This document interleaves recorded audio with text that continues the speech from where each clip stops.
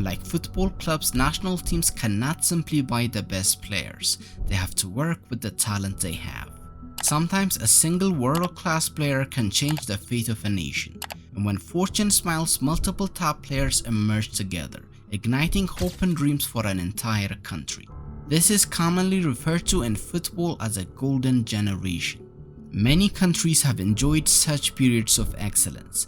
The Netherlands in the late 80s, France in the late 90s, and Spain in the late 2000s are prominent examples. Each of these teams has at least one major trophy to show for their golden generation. So as the English saw their own golden generation take shape in the early 2000s, it sparked hopes of a major tournament success, their first since their World Cup win in 1966. And you couldn't blame them for their high hopes, with stars like Sol Campbell, John Terry, Rio Ferdinand, Ashley Cole, Gary Neville, Paul Scholes, Frank Lampard, Steven Gerrard, David Beckham, Wayne Rooney and Michael Owen. Their team was brimming with incredible talent. But despite the high hopes, England's golden generation fell short. They failed to reach a single semi-final at a major tournament, let alone win a trophy. And the nail in the coffin came when they failed to qualify for Euro 2008. So how did a team brimming with such incredible talent end up failing so miserably? Let's explore some of the reasons.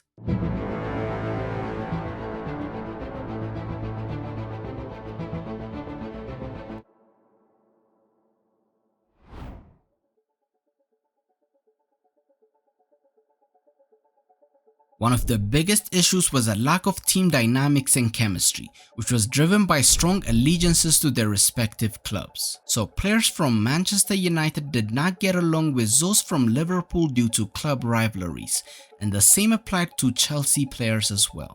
This rivalry went against the most crucial element for success: strong team chemistry, because without it, achieving victory becomes nearly impossible. Rio Ferdinand later reflected on this issue, saying, "One year we would have been fighting Liverpool to win the league. Another year it would be Chelsea. So I was never going to walk into the England dressing room and open up to Frank Lampard, Ashley Cole, John Terry or Joe Cole at Chelsea, or Steven Gerrard or Jamie Carragher at Liverpool, because of the fear they would take something back to their club and use it against us. I didn't realize that what I was doing was hurting England at the time. I was so obsessed with winning with Man United, nothing else mattered." Another issue for this England team was tactics. The managers during this period were not adaptable enough to maximize the team's collective talent. Instead, they focused on squeezing all the star players into the starting 11, influenced by the big personalities and egos in the squad. With most players being the stars for their respective clubs and team chemistry lacking, everyone wanted to start, and no one was willing to sacrifice for the greater good. This was fully on display in Euro 2004 when all four of Beckham, Gerrard, Lampard and Scholes started together, with Scholes almost playing as a winger. The aim was clearly to cram all the star midfielders into the starting 11, instead of finding the right balance for the team.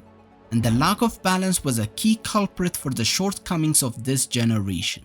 For instance, when Lampard and Gerrard were deployed as a double pivot, it might have looked great on paper, but in reality, both were very attacking and lacked the defensive discipline required for that position. Someone like Hargreaves or Carrick could have provided that attribute, but since the aim was always to cram the superstar midfielders into the team never had the opportunity to find the right balance. Another hurdle for the golden generation was the intense pressure from the public and media. English fans had long awaited a major tournament success, and with the emergence of their golden generation, expectations soared. They were anticipated to triumph in every tournament they entered, a burden that some players struggled to bear, which led to their eventual downfall. And it's also important to note that while England believed they had their golden generation, other countries also boasted their own exceptional teams during the same period. In the 2002 World Cup, England faced elimination at the hands of the eventual champions Brazil, a team boasting iconic players like Ronaldo, Ronaldinho, Rivaldo, Cafu and Roberto Carlos, truly a different level of talent. In the 2004 Euros, England's journey came to a heart-wrenching end in a penalty shootout against Portugal, a team filled with standout figures like Figo, Pauletta, Deco and Ronaldo. And in the 2006 World Cup final, France and Italy clashed featuring football icons such as Zidane, Henry, Vieira, Makelele, Cannavaro, Buffon, Pirlo, Totti and so many more. So despite their internal challenges, England faced fierce competitions from countries showcasing their own exceptional players, which was another hurdle for this generation. And the final blow came when they failed to qualify for Euro 2008 entirely. Even in recent times, we've seen Croatia's golden generation reach a World Cup final and a semi-final back-to-back. So the fact that the England team failed to reach a single semi-final at a major tournament underscores their underachievement.